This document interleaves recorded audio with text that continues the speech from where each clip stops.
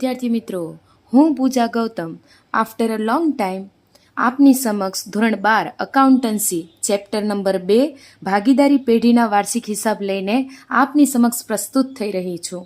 So let's V start. જોઈ લઈએ આપણે વાર્ષિક હિસાબની અંદર દાખલો નંબર 8. બ્રહ્મા અને વિષ્ણુ 3:2 પ્રમાણમાં નફો અને નુકસાન વહેંચી લેતા ભાગીદારો છે. હવે અહીં આગળ બ્રહ્મા અને વિષ્ણુ એક પેઢીના ભાગીદારો છે અને તેમનું જૂનું પ્રમાણ આપી દેવામાં આવ્યું છે 3:2. તારીખ 31/3/2017 રોજ કાચું સરવૈયું અને હવાલા પરથી વાર્ષિક હિસાબો તૈયાર કરો. વિદ્યાર્થી મિત્રો, સૌ પ્રથમ તો આ દાખલાની અંદર આપણે જોઈએ કે હવાલાઓ કયા કયા આપવામાં આવ્યા છે. નંબર 1, મશીન પર આપણે 6% લેખે અને ફર્નિચર ફિટિંગ્સની અંદર 20% લેખે ઘસારો ગણો. તો અહીં આગળ સૌ પ્રથમ તો આપણે કાચા સરવૈયાની અંદર ટીકમાર્ક કરી લેશું કે કયા હવાલા અને કઈ એન્ટ્રી અહીં આગળ ઇફેક્ટ થશે. સો મશીનરીની અંદર આપણે જોવા જઈએ તો ઓફિસની મશીનરી છે, અહીં આગળ હવાલો નંબર 1 ઇફેક્ટ કરશે. ફર્નિચર અને ફીચર્સ આપવામાં આવ્યા છે, એની અંદર પણ હવાલો નંબર 1 ઇફેક્ટ કરશે. સેકન્ડ વન થિંગ, દેવાદારોમાંથી 500 રૂપિયા ઘાલખાદ માંડી વાળવા માટે કીધી છે, બરાબર. તો હવાલો નંબર 2 પણ આપણે કાચા સરવૈયાની અંદર દેવાદારોમાં ટીકમાર્ક કરી દેશું અને આ હવાલાની સાથે ઇફેક્ટ થતા ઘાલખાદ પણ એની અંદર ઇન્ક્લુડ થઈ જશે, એટલે હવાલો નંબર 2 તરીકે ત્યાં પણ ટીકમાર્ક કરી દેશું. આફ્ટર નેક્સ્ટ, બ્રહ્મા અને વિષ્ણુને અનુક્રમે 5,000 અને 4,000 વાર્ષિક પગાર આપવા માટે કીધો છે. વિદ્યાર્થી મિત્રો, અહીં આગળ તમને કાચા સરવૈયામાં પણ પગાર આપવામાં આવ્યો છે, પરંતુ અહીં આગળ ભાગીદારનું નામ આપવામાં આવ્યું નથી. એના કારણે આ જે પગાર તમને કાચા સરવૈયામાં આપેલ છે એની અસર નફા અને નુકસાન ખાતામાં થશે અને બ્રહ્મા અને વિષ્ણુને પોતાનો ભાગીદારને આપવામાં આવેલો પગાર ગણાશે. એની માટે એની અસર ભાગીદારોના મૂડી ખાતે આપવામાં આવશે અને હવાલો હોવાને કારણે 2 અસર આપવામાં આવશે, જેની બીજી અસર નફા નુકસાન અને ફાળવણી ખાતામાં આપવામાં આવશે. નેક્સ્ટ વન જોઈએ, 500 રૂપિયા કમિશનના મળવાના બાકી છે. તો અહીં આગળ જમા બાકીની અંદર તમને કમિશન આપવામાં આવ્યું છે કે જેની અંદર આપણે હવાલો નંબર 4 લખી દેશું. નેક્સ્ટ વન, પગારના રૂપિયા 3,000 ચૂકવવાના બાકી છે. ઓકે, તો હા, આ જે તમને કાચા સરવૈયામાં આપેલ પગાર છે જેની અંદર હવાલો નંબર 5 ઇફેક્ટ થશે. ઓકે, હવે જોવા જઈએ દરેક હવાલો ટીકમાર થઈ ગયા પછી હવે આપણે જોઈ લેવાનું થશે કે કાચા સરવૈયાની અંદર તમને લોકોને વેપાર ખાતું આપી દેવામાં આવ્યું છે. વેપાર ખાતું એને કહેવામાં આવશે કાચો નફો, બરાબર. હવે કાચો નફો તમને આપી દેવામાં આવ્યો છે, એનો મતલબ એમ થઈ ગયો કે આ દાખલાની અંદર તમારે વેપાર ખાતું તૈયાર કરવાનું રહેશે નહીં. ઓકે, સો હવે મૂડી ખાતાની અંદર સૌ પ્રથમ તો આપણે અસર આપી દેશું બાકી આગળ લાવ્યા તરીકે તારીખ 1/4/2016 બાકી આગળ લાવ્યા. એની અંદર તમને બ્રહ્માની મૂડી આપી દેવામાં આવી છે 55,000 અને વિષ્ણુની મૂડી આપી દેવામાં આવી છે 45,000.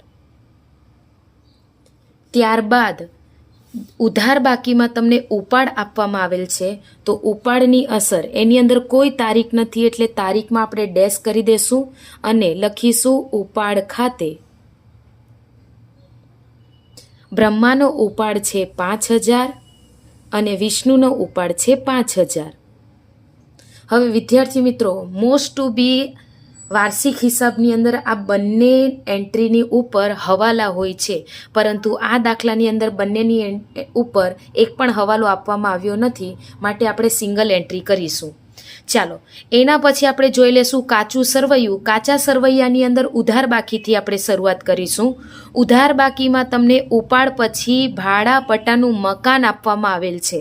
હવે ભાડા પટ્ટાનું મકાન એ આપણી માટે મિલકત કહેવાય, એટલા માટે મિલકતો બાજુ પાકા સરવૈયાની અંદર પહેલી એન્ટ્રી લગાવીશું ભાડા પટ્ટાનું મકાન.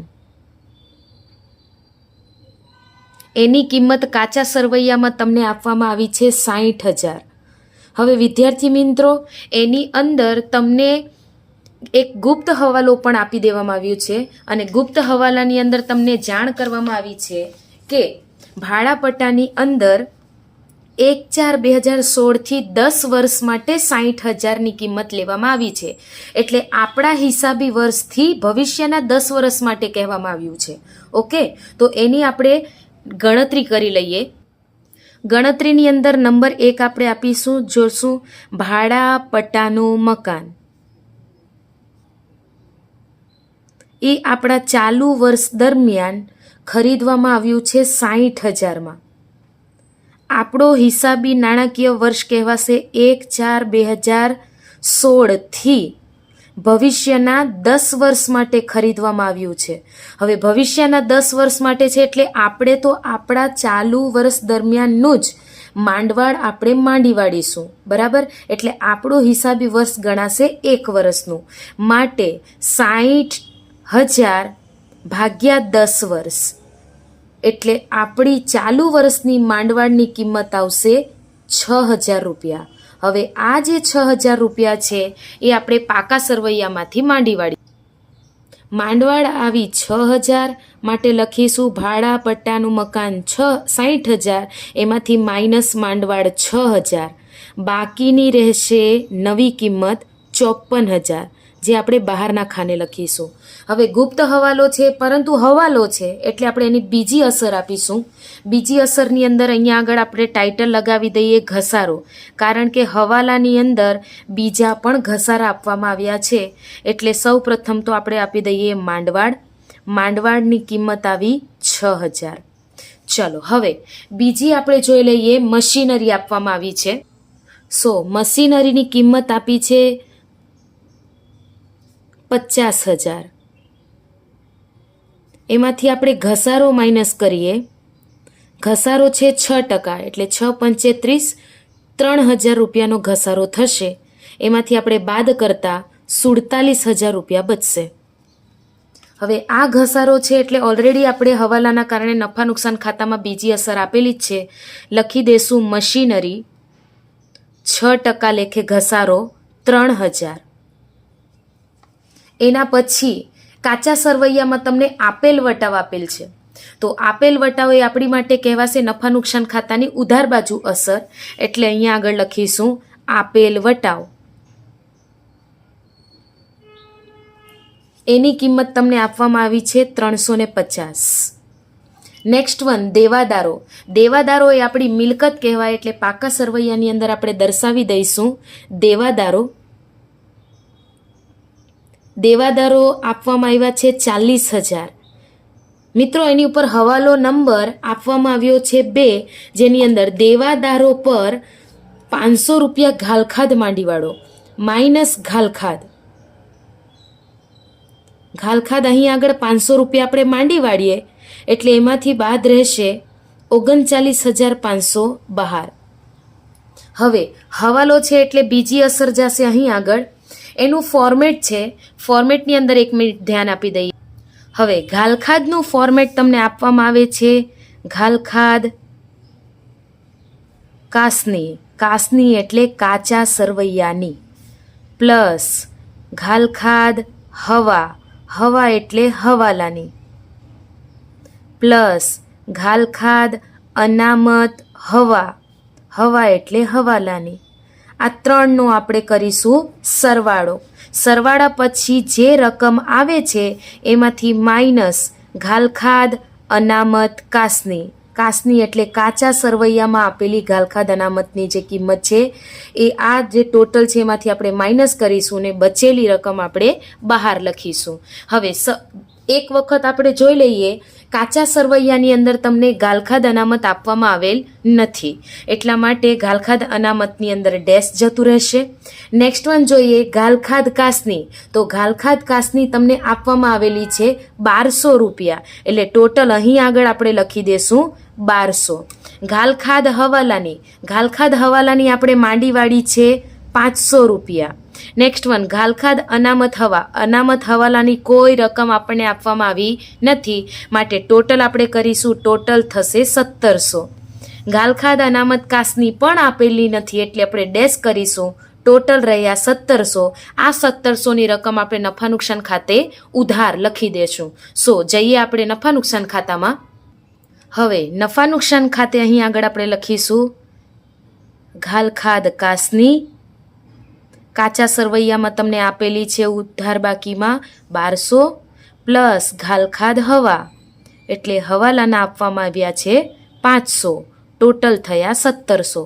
1700 આપણે રકમ રૂપિયામાં બહાર લખી દેશું. આફ્ટર ધેન નેક્સ્ટ તમને આપવામાં આવ્યું છે જાવક માલ ગાળા ભાડું. જાવક માલ ગાળા ભાડું એ આપણી માટે ખર્ચ જ કહેવાય એટલે નફા નુકસાન ખાતે આપણે ઉધાર લખીશું જાવક માલ ગાળા ભાડું. એની કિંમત તમને આપવામાં આવી છે 1200 રૂપિયા. Next one, furniture features. Furniture features આપણે લખીશું પાકા સરવૈયામાં કારણ કે આપણી મિલકત કહેવાય. Furniture features. હવે એની કિંમત તમને આપવામાં આવી છે 5000. મિત્રો એની ઉપર પણ એક હવાલો આપવામાં આવ્યો છે કે 20% લેખે આપણે ઘસારો માંડી વાળવાનો છે એટલે માઇનસ ઘસારો. હવે આના આપણે 10% કરીએ એટલે 500 અને 500ના ડબલ એટલે 1000 એટલે ઘસારો 20% લેખે કેટલો થશે 1000. 1000 આપણે માંડી વાળીએ એટલે આપણે નીકળશે બાકીની રકમ 4000. ઘસારો છે ફર્નિચર અને ઘસારાનું આપણે ઓલરેડી નફા નુકસાન ખાતે ઉધાર બાજુ ટાઇટલ પણ આપેલું છે એટલે લખી દેશું ફર્નિચરનો ઘસારો 1000 રૂપિયા. હવે વિદ્યાર્થી મિત્રો બીજા કોઈ પણ ઘસારા માટેના હવાલા આપવામાં આવ્યા નથી માટે આ 3 એ 3નો આપણે સરવાળો કરી દેશું. 6 ને 3 9 ને 1 10 એટલે ટોટલ થયા 10000 બહારના ખાને. નેક્સ્ટ આપણે જોઈ લઈએ પગાર તમને આપવામાં આવ્યું છે. કાચા સરવૈયામાં તમને પગાર જે આપવામાં આવ્યું છે એટલે નફા નુકસાન ખાતે આપી દેશું પગાર. ટોટલ આપવામાં આવ્યા છે તમને 7500. એની અંદર હવાલો નંબર આપવામાં આવ્યો છે 5 કે જેમાં જણાવેલ છે પગારના 3000 ચૂકવવાના બાકી છે એટલે ચૂકવવા બાકી કહેવાશે. ચૂકવવા બાકી પગાર ટોટલ લખીશું 3000 અને એમ કરતાની સાથે ટોટલ આવશે 10500. હવે ચૂકવવાનો બાકી પગાર છે આપણી માટે સારું ન કહેવાય કારણ કે ભવિષ્યમાં આપણે ચૂકવવાનું જ થાય છે એટલે મૂડી દેવાની અંદર આપણે લખી દેશું કે ભાઈ ચૂકવવા બાકી પગાર. હવાલાના બોલે છે એટલે હવાલા છે એટલે એની 2 એન્ટ્રી મારીશું, લખીશું 3000. નેક્સ્ટ વન ઘાલખાદ છે એ કાચા સરવૈયામાં ઓલરેડી આપણે અહીં આગળ લઈ લીધું છે. Next one લેણી હુંડી. લેણી હુંડી એ આવશે દેવાદાર સાથે એટલે લખીશું લેણી હુંડી. ટોટલ આપવામાં આવ્યા છે 20000 તો લખીશું 20000 બહારના ખાને. નેક્સ્ટ વન વેપાર ખર્ચ. વેપાર ખર્ચ એટલે અહીં આગળ નફા નુકસાન ખાતે ઉધાર લખીશું વેપાર ખર્ચ. ટોટલ આપી દેવામાં આવ્યા છે 5000 અને 900. નેક્સ્ટ લખીશું આપણે રોકડ શિલ્લક. રોકડ શિલ્લક આપણી મિલકત કહેવાય એટલે પાકા સરવૈયામાં મિલકત લેણા બાજુ લખીશું રોકડ શિલ્લક અને એની કિંમત આપવામાં આવી છે 6000 રૂપિયા. Next one stock. અને સ્ટોકની કિંમત તમને હવાલા તરીકે આપવામાં આવી છે 31/3/2017. વિદ્યાર્થી મિત્રો આ ફક્ત ને ફક્ત શરૂનો સ્ટોક અને આખરનો સ્ટોક જાણ થાય એ બાબતે તમને ગુપ્ત હવાલામાં ડેટ આપવામાં આવી છે એટલે ફક્ત ને ફક્ત એની એક જ એન્ટ્રી કરીશું પાકા સરવૈયામાં કે આખરનો સ્ટોક ₹73000. નેક્સ્ટ આપણે જોઈ લઈએ ઉધાર બાકીની બધી જ એન્ટ્રીઓ આપણે પૂરી થતાની સાથે જમા બાજુ જઈએ. આપવામાં આવ્યું છે બ્રહ્માની લોન, પણ બ્રહ્માની લોન લખતા પહેલાં આપણે પાકા સરવૈયામાં મૂડી ભંડોળ આપણે લખી દઈએ કે ભાઈ મૂડી ભંડોળ એની અંદર બંને ભાગીદારો જશે, ભાગીદાર બ્રહ્મા અને ભાગીદાર વિષ્ણુ. આ બંનેનું ટોટલ આપણે બહાર લખીશું. આફ્ટર ધેન લોન સેક્શન આવે તો લખીશું બ્રહ્માની લોન અને લોન તમને આપવામાં આવી છે 50000ની. મિત્રો એની ઉપર પણ એક ગુપ્ત હવાલો આપવામાં આવ્યો છે કે લોન 1/7/2016ના દિવસેથી લેવામાં આવી છે. બરાબર, તો એની આપણે એક ગણતરી કરી નાખીએ. ગણતરી નંબર 3, બ્રહ્માની લોન 1/7/2016 થી, એટલે ટોટલ માસ આપણે જોવા જઈએ થી તો આપણું નાણાકીય વર્ષ પૂરું થાય છે 31/3/2017 સુધી. રેડી? અને એની અંદર આપણે ટોટલ લોન લીધી છે 50,000ની. હવે જોઈએ કેટલા માસ થઈ જાય, તો ભાઈ 7, 8, 9, 10, 11, 12, 1, 2 અને 3 ટોટલ માસ થયા 1, 2, 3, 4, 5, 6, 7, 8 અને 9 માસ. તો ટોટલ માસ થયા અહીં આગળ 9. હવે આપણે જોઈએ કે ભાઈ 50,000 ગુણ્યા તમને કોઈ પણ લોનની ટકાવારી આપવામાં આવી નથી, એટલે કરારનામા અનુસાર 6% આપણે વ્યાજનો દર લઈ શકાય, એટલે 6 ગુણ્યા 12 ગુણ્યા 9 માસનું વ્યાજ. બરાબર? એટલે ટોટલ આપણે ગણતરી કરવાની સાથે ટોટલ વ્યાજ આવશે 2,250 રૂપિયા. હવે આને કહેવાશે ચૂકવવા બાકી વ્યાજ. હવે લોનનું વ્યાજ છે એની અંદર આપણે પ્લસ કરી દેશું કે ભાઈ ચૂકવવા બાકી વ્યાજ ટોટલ આવશે 2,250. સરવાળો આપણે બહાર મૂકી દેશું 52,250. હવે લોન છે એટલે બીજી અસર ગુપ્ત હવાલા તરીકે અહીં આગળ આપીશું બ્રહ્માની લોનનું વ્યાજ.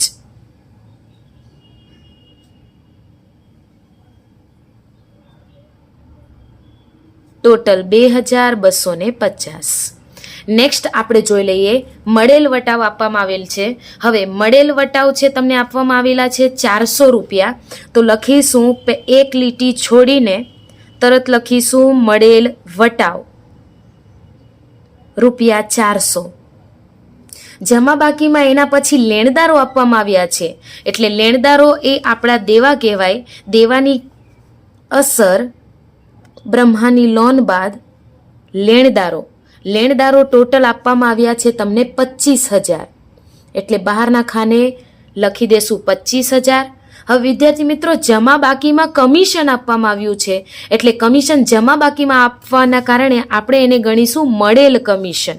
એટલે મળેલ કમિશનની એન્ટ્રી આપણે કરીશું નફા નુકસાન ખાતે જમા બાજુ, લખીશું મળેલ કમિશન. કમિશનના આપવામાં આવ્યા છે તમને 2,500 રૂપિયા. એમાં હવાલો છે હવાલો નંબર 4. એમાં મળવા બાકી કમિશન એટલે આપણી માટે સારું કહેવાય, ભવિષ્યમાં મળશે. તો લખીશું મળવા બાકી કમિશન ટોટલ 500 રૂપિયા. અને એમ કરીને બંનેનો સરવાળો લખી દેશું આપણે બહાર 3,000. મળવાનું બાકી સારું કહેવાય એટલે ભવિષ્યમાં મળશે, આપણી મિલકત ગણાશે. સો લખીશું મળવા બાકી કમિશન ₹500 બહારના ખાને. હવે એના પછી છે દેવી હુંડી. દેવી હુંડી લેણદાર જોડે જશે, એટલે લખી દેશું દેવી હુંડી. અને દેવી હુંડીની કિંમત આપવામાં આવી છે 5,000 રૂપિયા. એના પછી આપવામાં આવ્યું છે વેપાર ખાતું. વેપાર ખાતું જમા બાકીમાં તો એને કહેવાશે કાચો નફો, એટલે અહીં આગળ આપણે લખી દેશું વેપાર ખાતે. કારણ કે નોર્મલી આપણે કાચો નફો નફા નુકસાન ખાતાની કઈ બાજુ લઈ આવીએ છીએ? જમા બાજુ લઈ આવીએ છીએ. એટલે વેપાર ખાતું એને આપણે લખીશું કાચો નફો. કાચો નફો તમને આપી દેવામાં આવ્યો છે 97,250. એમ કરતાની સાથે તમારું કાચું સરવૈયું સંપૂર્ણ પૂર્ણ થાય છે.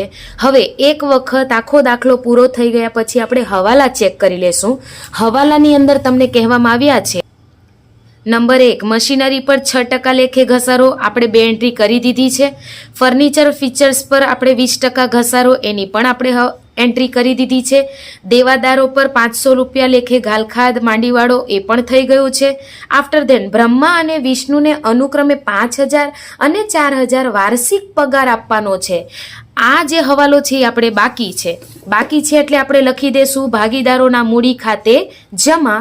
એની અંદર લખીશું 31/3/2017 પગાર ખાતે. બ્રહ્માને પગાર આપવામાં આવ્યો છે 5,000 અને વિષ્ણુને પગાર આપવામાં આવ્યો છે 4,000. હવે હવાલો છે એટલે એની બીજી એન્ટ્રી જશે નફા નુકસાન ફાળવણી ખાતે ઉધાર બાજુ. મિત્રો ખાસ યાદ રાખજો, બાકી આગળ લાવ્યા અને ઉપાડ બાકી પછીની જેટલી પણ એન્ટ્રીઓ છે એ ક્રોસ કનેક્શનની અંદર ફાળવણી ખાતામાં જશે. દાખલા તરીકે પગાર અહીં આગળ જમા બાકીમાં આપ્યું છે તો આપણે ફાળવણી ખાતાની અંદર ઉધાર બાકીમાં લખવાની.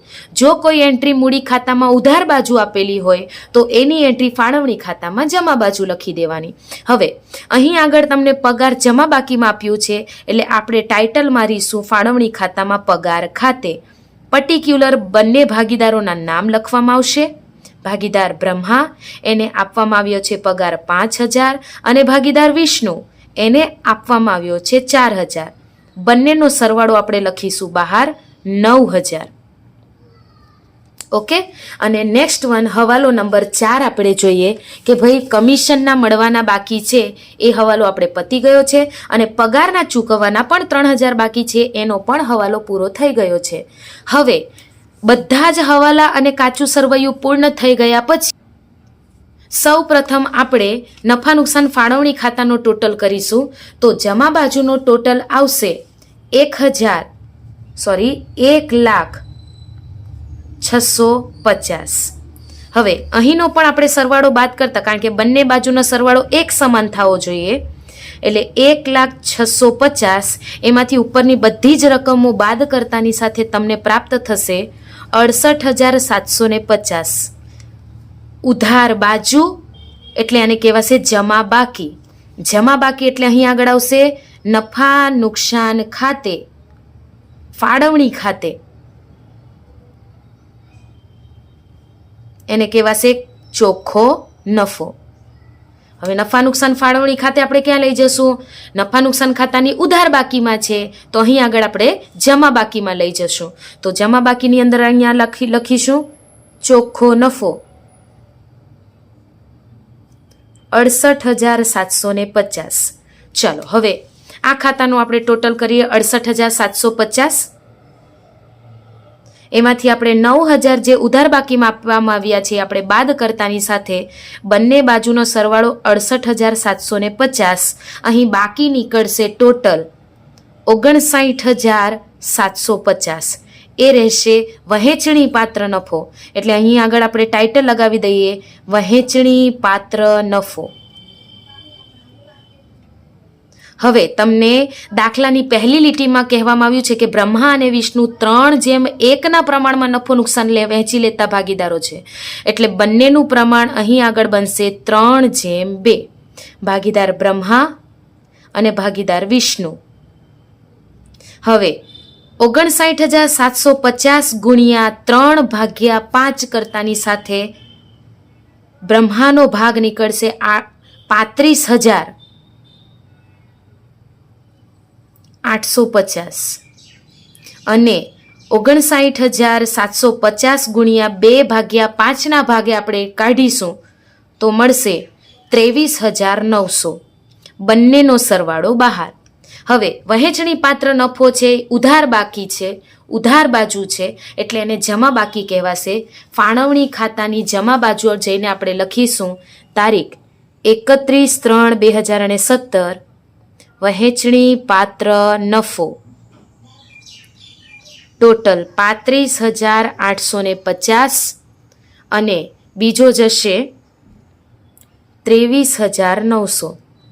હવે વિષ્ણુનો સૌ પ્રથમ આપણે ટોટલ કરી દઈએ તો એનો સરવાળો આવશે 72,900. એમાંથી આપણે જેમ ઉધાર બાજુનો સરવાળો 5,000 બાદ કરતાની સાથે